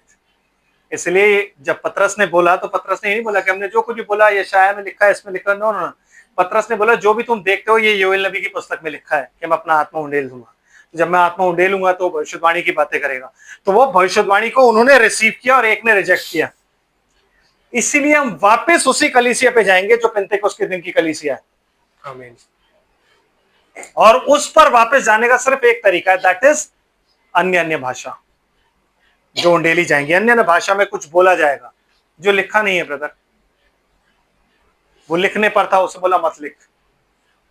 क्योंकि आज देख लो अन्य अन्य भाषा का क्या बना रखा है, वैसे ही कुछ बना के शैतान भेजा था। नहीं लिख, ये उसी दिन उतारूंगा। उन पे उतारूंगा जो आत्मा में भरे हुए हैं, उन पे उतारूंगा जो मैंने पहले से नियुक्त करे हुए हैं, उन पे उतारूंगा। और फिर जब वो प्रचार करेंगे तो दो ग्रुप होंगे, एक वो जो आमीन के साथ लेगा, और एक वो जो कहेगा बेकार की बात है, शराबी, एंटी ब्रनम, ये बात मैसेज में नहीं है, हम नहीं इसे बिलीव करेंगे। यस, ये हमारी डिनोमिनेशन में नहीं है, ये हमारी क्रीड्स में नहीं है, ये हमारे बाइबल में नहीं है, हम इसको कैसे मान लें? लेकिन कुछ लोग होंगे जो क्या बोलेंगे, हाँ और आमीन, और वो ज्यादा नहीं होंगे, थोड़े से लोग, ऐसे ऐसे मुट्ठी भर लोग, आमीन, और वो उसको रिसीव करेंगे और वो ऊपर जाएंगे। आमीन। क्योंकि ये वही लोग हैं जो लोग यहाँ पे इन कामों को देखकर चिढ़ते हैं। ये वही लोग हैं ब्रदर जो उन कामों को देखकर, जो दुनिया, जो सो कॉल्ड क्रिश्चियंस आज कर रहे हैं, उनको देख के चिढ़ते हैं। हम कितनी बार बैठे होते हैं भाई और हम बात कर रहे होते हैं, हम कहते हैं यार क्या यार, इस टाइप के क्रिश्चियन हैं, इस टाइप के पादरी हैं, इस टाइप का ये है। आमीन। समझ रहे? क्योंकि इंसान आज के युग में परमेश्वर की सेवा नहीं कर रहा है, इंसान आज के युग में अपनी एक किंगडम बना रहा है, और उस किंगडम का बादशाह वो है, और शैतान उसको प्रॉस्पर कर रहा है। क्योंकि खुदा ने कभी किसी को प्रॉस्पर नहीं किया, दुखों का प्रचार किया है उसने, आत्मा का प्रचार किया है। आमीन। स्वर्ग का प्रॉमिस उसने किया है, पैसों का प्रॉमिस नहीं किया, गाड़ी का प्रॉमिस नहीं किया, किसी भी ऐशो आराम का प्रॉमिस नहीं किया, बट हाँ उसने बोला तेरी जरूरतें पूरी होंगी। बब्बर शेर के बच्चे भूखे रहेंगे, तू भूखा नहीं रहेगा। मतलब बब्बर शेर क्या खाता है? मीट। तुझे मिलेगा तो तू टेंशन मत ले उसकी। आमीन। बब्बर शेर इज अ किंग, तो किंग के बच्चे भूखे रह सकते हैं, तू नहीं रहेगा। तेरी लालसाओं को मैं उत्तम पदार्थों से तृप्त करूंगा। हम वो लोग हैं। आमीन। कब? अब आपको ये सोचना है कि सीलिंग आपकी हुई है या नहीं हुई। इसलिए मैंने बोला पवित्र आत्मा पाने का तरीका क्या है। कहता है ये वचन, जो बातें मैंने तुमसे कही, आत्मा और जीवन है, इसको उतार दो अपने अंदर। मत सोचो क्या हो रहा है, क्या नहीं हो रहा है, कल क्या होगा, परसों क्या होगा, क्योंकि जीवन की चिंताओं से सुस्त होने का एक कंडीशन यीशु मसीह ने दी। खुमारी, मतवालापन और जीवन की चिंताओं से सुस्त होना। खुमारी मतलब, मतवालापन मतलब जब आपको लगता है मेरे पास तो सब कुछ है, आप मतवाले हो आत्मा में, क्या रहा है, मेरे पास सब कुछ है, मेरे को जरूरत नहीं है। नो,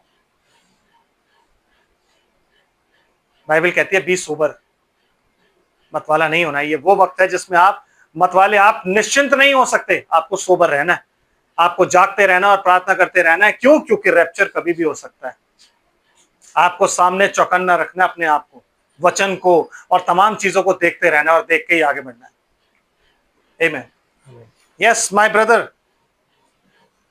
किसी पर दया न करना और ना कोमलता के काम करना। किसी पर दया भी नहीं करनी और ना ही कोमलता का काम करना। क्यों? क्योंकि जब मैंने इन लोगों को पुकारा ना, इन लोगों ने मेरी सुनी नहीं। आमीन। तो अब तू किसी पर ना कर देना। जब मैंने अपने भविष्यद्वक्ता इनके पास भेजे ना, तो इन्होंने प्रॉस्पेरिटी की, और जो लोग इन्हें खुश करते थे इन्होंने उसका प्रचार सुना। फिर मैंने अपने दास पौलुस को भेजा, और पौलुस को मैंने बोला एक पत्री लिख गलतियों की कलीसिया के नाम, क्योंकि गलतियों की कलीसिया में ऐसे लोग आए थे जो किसी और यीशु का प्रचार कर रहे थे, जो अपने साथ मिलाने के लिए उनको बता रहे थे कि तुम इतने गरीब और फकीर क्यों हो, तुम्हें तो जरूरत है, तुम्हें खुदा देगा, तुम तो खुदा तुम्हारा है, तुम्हारी सुधि लेनी चाहिए, ऐसा लेना चाहिए। तब पौलुस क्या कहता है, गलतियों की पत्री एक अध्याय निकालिए, यहाँ हाथ लगा के रखिएगा, वापिस आएंगे।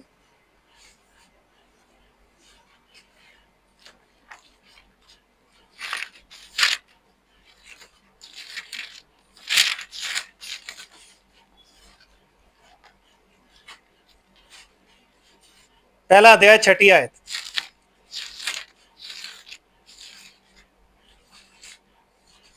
मुझे आश्चर्यक्रम होता है कि मुझे आश्चर्य होता है, आश्चर्यकर नहीं, मुझे आश्चर्य होता है कि जिसने तुम्हें मसीह के अनुग्रह में बुलाया उससे तुम इतने जल्दी फिर कर और ही प्रकार के सुसमाचार और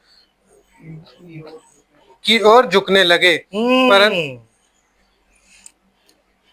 यस प्लीज आगे आगे। परंतु वह दूसरा सुसमाचार है ही नहीं। कोई और सुसमाचार नहीं है। कोई आपको बोले यीशु मसीह आपके लिए पैदा हुआ है, वो सुसमाचार नहीं है। कोई आपको बोले कि यीशु मसीह आपको दुख दूर करना चाहता है, और वो सुसमाचार नहीं है। सुसमाचार क्या है? मसीह मरा, जिंदा हो चुका है, और आज मसीह जीवित है। और किस में जीवित है? आप में और मुझ में। He is resurrected Christ, he is resurrected God. ये प्रचार है, इसके अलावा और कोई प्रचार नहीं। प्रचार ये है कि आज हम मसीह के दुखों में सहभागी होंगे, तब हम कल महिमा में उसके साथ बैठेंगे। प्रचार ये है। और क्या कहता है ब्रदर? पर बात यह है कि कितने ऐसे हैं जो तुम्हें घबरा देते हैं। हाँ, और घबरा देते ब्रदर। अगर आपने उन लोगों की बात सुनी ना, ओ जो विलियम ब्रनम के पीछे, अगर आपने उनकी बात सुनी, देख लो भैया, यही डर यीशु मसीह के टाइम में था कि उन्होंने बोला ये सियाना है, इससे ही पूछ लो भाई इसकी आंखें कैसे खुली, हम तो नहीं बता पाएंगे, बेटा तो हमारा ही है। क्यों? क्योंकि बाइबल कहती है वो डरते थे कि उन्हें आराधनालय से निकाले गए। पर तो देख लो, तुम्हारे फिर बच्चे सर्टिफिकेट नहीं मिलेगा बैप्टिज्म का, तुम्हारे बच्चों की शादी कैसे होगी, तुम दफनाए कैसे जाओगे, सब चीजें तुम्हें देखनी है। Yes, then brother. और मसीह के सुसमाचार को बिगाड़ना चाहते हैं जी। परंतु यदि हम या स्वर्ग से कोई दूत भी उस सुसमाचार को छोड़ जो हमने तुमको सुनाया है, क्यों कोई और सुसमाचार तुम्हें सुनाए तो श्रापित हो। तो श्रापित है वो। अगर जो सुसमाचार प्रेरितों ने सुना दिया, मतलब इसलिए प्रेरित बहुत इंपॉर्टेंट है, इसलिए वो कह रहा है हम। तो अगर प्रेरितों के सुसमाचार के अलावा कोई और सुसमाचार आपको सुनाए तो वो क्या है? कोई आपको ये सुसमाचार प्रचार करेगा, नहीं औरतें प्रीच कर सकती हैं, श्रापित है। कोई आपको ये सुसमाचार सुनाए कि आप बाल कटवा सकती हो बहन, श्रापित है। कोई सुसमाचार ये आपको सुनाए कि नहीं प्रभु यीशु मसीह आपको पैसे भी देता है और प्रॉस्पर करता है और गाड़ियां और बंगले देता है, वो श्रापित है। दुखों के लिए आप उसके पास जाओ, वो आपकी सुधि लेगा। मैं ये नहीं कहता कि वो नहीं लेता, बिल्कुल लेता है, लेकिन जरूरत ही देगा। इसीलिए आप बात बात पे जब डरते हो तो क्या बोलते हो? यहोवा मेरा चरवाहा है, मुझे कुछ घटी ना हो। जो डरता है वो फट देनी पढ़ना शुरू कर देता। मतलब तो समझो, आमेन। उसका मतलब यह है, the Lord is my shepherd, I shall not want anything, know want. क्योंकि हमारी जो नीड है ना, that is more than enough for me. जो खुदा ने जरूरत मेरी पूरी कर दी है। आई शैल नॉट वांट, मुझे कुछ भी चाहत नहीं है, मैं कुछ नहीं चाहता। क्योंकि हम वांट की वजह से तो मर जाते हैं। I want this, I want that, I, because want के साथ आई जरूर लगता है। लगता है कि नहीं लगता? आई वांट, मैं चाहता हूं। इसीलिए अंधे और कोड़ी उसके पास जाएगा, अगर तू चाहे, अगर तू चाहे। इसलिए वो कहता है तुम जो अमीर हो, ये कहना कि मैं ये करूंगा वो करूंगा, कहता है इससे बेहतर अगर खुदा चाहे तो कल मैं ये या वो करूं। अगर खुदा चाहे तो उससे क्या हो गया? मेरी चाहत नहीं, अगर खुदा चाहे तो मैं ये करूंगा। हाँ, मेरे मन में एक बात है तो सही, लेकिन अगर खुदा चाहे तो मैं करूंगा, तो हो पाएगा, वरना नहीं। तो ये बात जानना बहुत जरूरी है। अगर इसके अलावा कोई और सुसमाचार आपको सुनाया जाता है कि आपकी कोई भी जरूरत है, मांगो, आपका उधार चुकता, आपका ये, आपका कर्जा, आपका फलाना, लिया क्यों था? खुदा से पूछ के लिया था, जब खुदा उतारे, लिया क्यों था? अबे जितनी चादर थी उतना ही पांव फैलाते, लिया क्यों? है ना? तब पूछा था।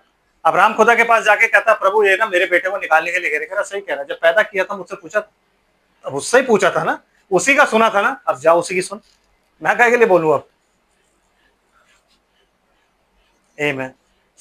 तो ब्रदर आपने अगर पहले नहीं लिया तो बाद में काहे के लिए पूछे जा रहे है ना? यस। देन ब्रदर गलतियों में ही आगे चल रहे हैं। जैसा हम पहले कह चुके हैं वैसा ही मैं अब भी फिर कहता हूँ कि उस सुसमाचार को छोड़ जिसे तुमने ग्रहण किया है, यदि कोई सुसमाचार सुनाता है तो वह श्रापित हो। वह श्रापित हो। यदि हाँ, आगे आगे चलिए। और अब मैं क्या मनुष्य को मानता हूँ या परमेश्वर को? क्या मैं मनाता हूँ, मानता नहीं, मनाता हूँ। अब मैं क्या मनुष्यों को मनाता हूँ या परमेश्वर को? क्या मैं मनुष्यों को प्रसन्न करना चाहता हूँ यदि मैं अब तक मनुष्य को ही प्रसन्न रहता तो मसीह का दास ना होता। हाँ, क्योंकि मोस्ट ऑफ द प्रीचर्स किसको प्रसन्न करते हैं? मनुष्य को। तो वो मसीह के दास नहीं है। तो अगर आपको कोई ऐसा सुसमाचार सुनाए जिसमें आपको बोले ब्रदर कोई टेंशन नहीं, मैं दुआ कर रहा हूं ना, यू गो, आप टेंशन मतलब मैं दुआ कर रहा हूं, तो वो मसीह का दास नहीं, और वो आपको वो सुसमाचार नहीं सुना रहा जो पौलुस ने सुनाया। क्योंकि पौलुस का सुसमाचार कैसा था? कील लगा के ठोक देता था। यस, पौलुस का सुसमाचार ऐसा था कि औरत अगर प्रचार कर रही है तो उसको कहता था कि परमेश्वर का वचन तुम में से निकला या तुम तक ही पहुंचा है। अगर तुम में कोई अपने आप को भविष्यद्वक्ता धर्मी जन जाने तो ये बात को समझ ले कि ये जो बातें मैं कहता हूं प्रभु की आज्ञा है, बिनती नहीं, काउंसलिंग नहीं, आज्ञाएं, कमांडमेंट्स है। समझ रहे हैं आप? तो जो लोग ऐसी चीजों को देखकर गुस्सा नहीं होते, जिनका मन खेदित नहीं होता, उन पे सीलिंग नहीं है ब्रदर। वो जितना मर्जी क्लेम कर ले कि सीलिंग है, उन पे सीलिंग नहीं है। समझ रहे? जो आज की डेट में बाहर निकलने के बाद भी ईस्टर और क्रिसमस हम वैसे नहीं मनाते, हम ऐसे मनाते हैं, हम यूं नहीं करते, हम यूं करते हैं, तो इसका मतलब वो चिढ़ा रहे हैं खुदा को। चिढ़ा रहे हैं कि नहीं? बिल्कुल चिढ़ा रहे हैं, बिल्कुल चिढ़ा रहे हैं। जो आज भी अपने चर्च में खड़े होकर जब शादी करते तो कहते हैं मैं तुमको तुमको अपना अपना मनखुआ शौहर होने के लिए रिसीव करती हूं मैं। ब्रदर वो सारे डायलॉग्स डिनोमिनेशन के है ना। तो आप डिनोमिनेशन से बाहर आ गए तो उनके पास ना कोई चीज नहीं है, देयर इज नो स्पिरिट। तो वो क्या करते हैं? हर चीज के पास ना नबी के पास जाते हैं, हर चीज के लिए। नबी ने शादी करी तो उसने क्या बोला? मैं अबे भाई, नबी जो जितना रेवलेशन उसके पास था वो था, उसने जो किया वो किया। वो डिनोमिनेशन में भी जाता था, डिनोमिनेशन के लोगों को भी लाता था। तुम्हें तो सेपरेट कर दिया है, तो अब तुम क्यों डिनोमिनेशन की तरह एक्ट कर रहे हो? क्यों एक्ट कर रहे हो? क्यों ईस्टर मना रहे हो? क्यों क्रिसमस मना रहे हो? क्यों गुड फ्राइडे वाले दिन मीटिंग कर रहे हो? खुदा को चिढ़ होती है इन चीजों से, इसलिए किसी पे सीलिंग नहीं होती है। ऊपर कैसे जाओगे? ऊपर जाना कोई आसान नहीं है। ऊपर जाने के लिए आप खड़े होकर ये नहीं कह सकते कि मैं नबी के संदेश और मैं ये, नो नो नो। गॉड को उन चीजों से लेना देना, परमेश्वर को इस चीज से लेना है कि जिस दिन आत्मा उतरेगा, अन्य अन्य भाषा में बोलेगा, कौन समझेगा कौन नहीं समझेगा, वो जो वचन में पाया जाएगा। बिकॉज कुछ भी बोला जाए इस वचन से रिलेटेड तो होगा ना, क्या नहीं? तो जितने लोग उस बात को समझ पाए, उन बातों को जो चेले बोल रहे थे, वो कौन थे? भक्त जन। मतलब वो लोग थे जिन्होंने थरली ओल्ड टेस्टमेंट पढ़ते थे, भक्ति करते थे, मन की सच्चाई से करते थे। और दूसरा ग्रुप जिसने रिजेक्ट किया वो कौन था? जो इसको कुछ नहीं समझते थे, जो सिर्फ रिचुअल और ट्रेडिशन को पूरा करने आए थे कि भाई हमें जाना है फंसे का पर मनाने, तो हम जा रहे हैं। वो ट्रेडिशंस फॉलो करते थे और ये भक्ति करने आए थे। ये फर्क है ब्रदर दो ग्रुप्स में, मूर्ख कुमारियां और बुद्धिमान कुमारियां। थे वो इजरायली, लेकिन फर्क क्या था? एक ट्रेडिशन फॉलो करने आया है और एक क्या करने आया है? भक्ति करने आया है। भक्ति करने वाले ने रिसीव किया। आप और मैं आज भक्ति कर रहे हैं अगर आत्मा और सच्चाई से, तो हम रिसीव करेंगे। इसलिए हमें किस पे जाना है? इस वचन पे। Yes my brother इज़केल।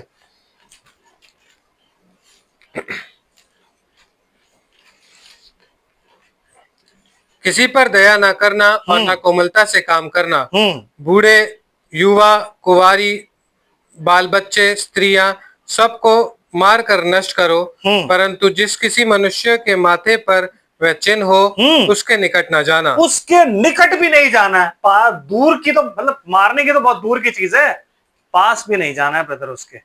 That is the work of Holi ghost. आमीन, आमीन, आमीन। क्या आपका नाश कोई और नहीं करता है? विपत्ति का रचने वाला कोई और नहीं है, परमेश्वर ही है। शांति का देता परमेश्वर ही है। ज्योति का रचने वाला परमेश्वर ही है। सब कुछ उसी के मर्जी से होता है। वही आगे देता है इसके निकट मत जाना क्योंकि इसमें मेरी सील लगी है। ये पवित्र आत्मा करता है, इसलिए हम हर जगह प्रोटेक्टेड रहते हैं। इसलिए अगर हम गलती भी कर देना तो भी वो हमें प्रोटेक्ट करता है। आमीन। क्यों? क्योंकि भाई खून एक बार दे दिया तो दे दिया, खून की छाप लगी आप पे, और खून की छाप के बाद कोई भी चाहे कितना भी बड़ा मौत का फरिश्ता क्यों ना हो, कह रहा जितने उस घर के अंदर रहेंगे ना, जिसके बाहर छाप होगी, कुछ नहीं, चाहे कोई भी क्यों ना हो, चाहे वो कितना भी बड़ा पापी क्यों ना हो, वो उस घर के अंदर हुआ, जहां छाप लगी हुई है, मौत का फरिश्ता उसको नहीं छुएगा। कंडीशन क्या है? वो उस घर के अंदर जहां छाप लगी है। तो अगर यीशु मसीह की छाप, यीशु मसीह का लहू आप पर लगा, अगर आपने यीशु मसीह के नाम में बपतिस्मा लिया है, नो मैटर व्हाट। याद है राजू मामू का एक्सीडेंट हुआ था सबका, साथ में 2 लड़के थे, मामू आगे बैठे हुए थे, एक लड़का विशाल था वो चला रहा था, और एक फ्रेंड पीछे बैठा हुआ था। आमने सामने का कोलिजन हुआ, विशाल जो था वो टूट के छोटा हो गया, क्योंकि आमने सामने का कोलिजन था। जो पीछे लड़का बैठा था उसने विशाल को मरते हुए देखा तो वो पागल हो गया, लेकिन मामू आगे बैठे हुए थे विशाल के साथ, कुछ नहीं हुआ, सिर्फ कांच घुसा हल्का, वो भी निकल गया। 2 दिन में छुट्टी हॉस्पिटल से। वाई? बिकॉज ही हैज, मतलब ही हैज बीन बैप्टाइज्ड, उनका बपतिस्मा हो चुका था, वो सिर्फ ऐसे ही घूमने गए थे। खुदा प्रोटेक्ट करता भैया, अनटिल एंड अनलेस आप उसको चढ़ा ना दो।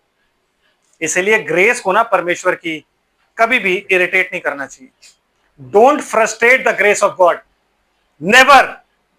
परमेश्वर ने आप पर अनुग्रह किया। अनुग्रह का मतलब पता है क्या होता है? आपको पता है कभी अनुग्रह का मतलब क्या होता है? बाइबल कहती है यीशु अपने माँ बाप के साथ रहा, उसके बाद और मनुष्यों और परमेश्वर के अनुग्रह में बढ़ता गया। तो अगर यीशु खुदा का बेटा था तो मनुष्य उस पर अनुग्रह कैसे कर सकता है? कर सकता है? नो। कर सकता है ब्रदर? नो। लेकिन क्या लिखा हुआ था वहां पे? जब आप इंग्लिश की बाइबल पढ़ते हो तो उसमें लिखा हुआ है फेवर ऑफ। तो अनुग्रह का मतलब क्या होता है? फेवर। मतलब खुदा किसी और को फेवर नहीं करता, आपको और मुझे करता है। It's his favour. हम हर जगह बोलते हैं ना, भाई ये फेवर करता है तेरा बहुत, मैं नहीं इसलिए ज्यादा बात करता तुम्हारे बीच में। क्यों? क्योंकि फेवर होता है।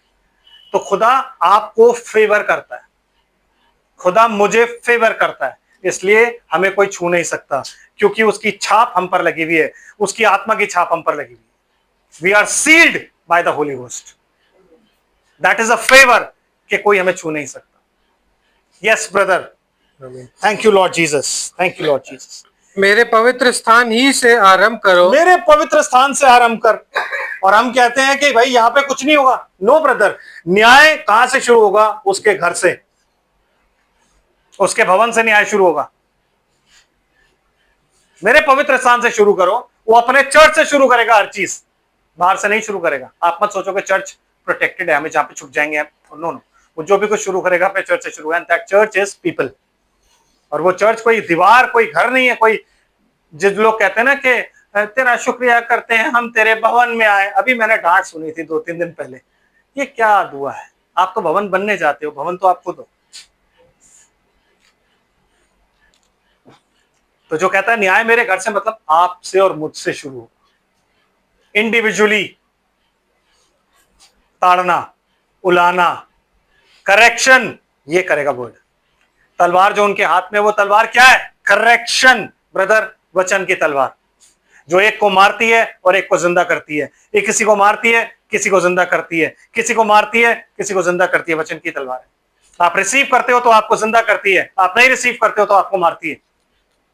And rejecting the word of God, परमेश्वर के वचन का को रिजेक्ट करने का मतलब होता है मार्क ऑफ द बीस्ट लेना, क्योंकि आपने उसको रिजेक्ट कर दिया, ऑटोमेटिकली आपके ऊपर आ गया।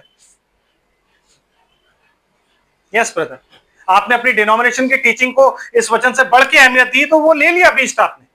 आपने संसार की टीचिंग को इससे बढ़ के अहमियत दी तो ले लिया आपने वो मार्क। यस ब्रदर, क्योंकि संसार को वो बीस्ट ही चलाता है। यस। अतः उन्होंने उन पुरनियों से आरंभ किया। सुनिए किससे आरंभ किया? उन्होंने पुरनियों से आरंभ किया। जो लीडर होते हैं ना, जिनको देख के सब लोग चलते हैं, हमारी क्या गलती है, हमारे तो पास्टर, हमारे तो फलाने, हमारे तो ढिमकाने, उन्हीं को कहा इनको पकड़ पहले। क्योंकि जब याद होगा आपको, जब मूसा ने जब वो इजरायलियों ने पाप किया था बिलाम वाला, कहता पुरनियों को पकड़, प्रधानों को पकड़, उल्टा टांग इनको, क्योंकि गलती उनकी थी। रिस्पॉन्सिबिलिटी किसे दी हुई थी? हमें दी हुई थी। यस, देन अतः उसने उन पुरनियों से आरंभ किया जो भवन के सामने थे। फिर उसने उनसे कहा, भवन को अशुद्ध करो। बस बस बस बस बस, यहीं तक हम चले। आमीन। उसने पुरनियों से स्टार्ट किया, और क्या कहता है? भवन को अशुद्ध। कैसे अशुद्ध करो? लोथों से भर दो। छवों से भर दो। इस भवन को लोथों से भर दो। आमीन। ये खत्म कर देते हैं हम थोड़ा सा। अतः उन्होंने पुरनियों से आरंभ किया जो भवन के सामने थे। फिर उसने उनसे कहा, भवन को अशुद्ध करो और आंगनों को शव से भर दो। चलो बाहर निकालो। तब वह निकलो। चलो बाहर निकलो। तब वे निकल कर नगर में मारने लगे। जब वे मार रहे थे और मैं अकेला रह गया, तब मैंने मुंह के बल गिरकर और चिल्लाकर कहा, हाय प्रभु यहोवा, क्या तू अपनी जलजलाहट यरूशलेम पर भड़काकर इज़राइल के सब बचे हुओं को भी नष्ट करेगा? वो भी नाश करेगा। तो अब जब आगे पढ़ेंगे तो वहां पे क्या लिखा हुआ है कि इन्होंने ना उस नगर को किस चीज से भर दिया है? हत्या और अन्याय। अन्याय का मतलब जानते हो आप? परमेश्वर के वचन के अनुसार जब आप न्याय नहीं करते। अन्याय का मतलब होता है जब आप एक का पक्ष और दूसरे के विरोध में खड़े होते हो। इसलिए बाइबल में क्या समझाती है? एक के पक्ष और दूसरे का विरोध मत करना। तो इस वचन पे खड़ा रहे। जो इस वचन के साथ है वो तेरे साथ है, जो इस वचन पे नहीं वो अलग है। आज इस दुनिया में सिर्फ अन्याय हो रहा है। पास्टर जी अन्याय कर रहे हैं, लोग ये अन्याय, किसी के पास भी आप दुहाई लेके जाओगे, उनका काम है चीजें करना, और वो कहते हैं हमें क्या लेना देना, हमारे तो वो अलग है। हम ये सब काम नहीं करते। हमारा काम है सिर्फ क्या? अपनी तनख्वाह लेना, अपनी तनख्वाह लेके अपना पेट भरना, अपने घर में रहना। हमें घर मिला हुआ चर्च की तरफ से, ये हमारा काम है बस। इसके अलावा हमारा कोई काम नहीं, हम कोई न्याय नहीं करेंगे। आप समझ रहे हो? अन्याय से चीजें भर गई। इसलिए आज खुदा क्या कर रहा है? सीलिंग चल रही है। सीलिंग जब खत्म हो जाएगी ना, कहता है पीछे पीछे मारने वाले आए, लेकिन पहले क्या करना है? सील। तो आज क्या चल रही है? सीलिंग। एक टाइम आने वाला है जब किलिंग शुरू हो। उस किलिंग के टाइम के लिए हमें यहाँ पे नहीं रहना पड़ता, हमें ऊपर जाना है। आमीन। अपने आप को जांचें, अपने आप को परखें और अपने आप को बदलें। इस वचन के साथ अपने जीवन को लाइन अप करें। ये टाइम उस कोकोन का टाइम है, जिस टाइम में कोकोन वचन को खाता है, वचन को खाता है, वचन को खाता है, और उसके बाद वो अचानक बटरफ्लाई बन के चला जाता है। ये वो वाला टाइम चल रहा है। आमीन। तो जितना हो सके वचन को सुनो, जितना हो सके प्रभु के साथ समय बिताओ। इसमें जो आत्मा और जीवन है उसको रिसीव करो, वो आपके जीवन को खुद ट्रांसफॉर्म करेगा। आप इसको डालो तो सही अंदर। यीशु मसीह ने खुद बोला है, अपने वचन से इन्हें शुद्ध कर, सत्य से इन्हें शुद्ध कर, तेरा वचन सत्य है। जब आप उसको सत्य को अंदर डालोगे ना, तो अपने आप आपको अपना आत्मा देगा और आत्मा और जीवन आपके अंदर पाया जाएगा। प्रभु से प्रार्थना करके आप इस वचन को पढ़ो। आमीन। प्रभु आप सबको आशीष और बरकत दे। हम प्रार्थना करते हैं। स्वर्ग और पृथ्वी के मालिक, हम तेरा धन्यवाद करते हैं तेरी सारी आशीष और बरकतों के लिए। मेरे परमेश्वर, हम तेरे चरणों में हैं और अपना सर्वांग तेरी वेदी पे समर्पित करते हैं। पिता, इस वक्त में मेरे प्रभु परमेश्वर तेरे वचन के लिए धन्यवाद करते हैं। प्रभु, इसके पढ़े और सुने जाने पर तेरी आशीष हो, और खुदावंद जो भी बोला गया तेरी आत्मा के द्वारा वो हमारे हृदय की पट्टियों पर लिखे प्रभु जी, ताकि मेरे खुदावंद हम तेरे वचन के साथ लाइन अप होकर चले, तमाम उन बातों से बच सके मेरे प्रभु जी जो हमारी मौत का कारण हो सकती है। वरन मेरे प्रभु परमेश्वर तेरी आत्मा में बढ़ते चले जाएं और तेरे मेरे खुदावंद उन 7 थंडर्स को रिसीव करके तेरे साथ जाने वाले हो सके। हम सब कुछ तेरे हाथों में सुपुर्द करते हैं। तेरा अनुग्रह प्रभु यीशु मसीह के नाम में हम सब पर बना रहे, और तेरा नाम प्रभु यीशु मसीह के नाम में हमारे जीवनों में जलाल पाए। क्या मांगे खुदा, तूने तो बिना मांगे सब कुछ दिया है प्रभु जी। तेरी महिमा, तेरी बड़ाई हो, तेरी स्तुति, तेरी प्रशंसा, तेरी तारीफ युगानुयुग तक होती रहे। मेरे खुदावंद, हर एक बात के लिए तेरा धन्यवाद करते हुए सारा आदर, सारी महिमा, सारा धन्यवाद हम तुझे देते हैं प्रभु जी। और मेरे खुदावंद, इस वक्त में धन्यवाद की भेंट और प्रार्थना आपके प्यारे बेटे यीशु मसीह के अद्भुत नाम में आपकी पवित्र वेदी पर समर्पित करते हैं। दया से आप इसे सुने और ग्रहण करें।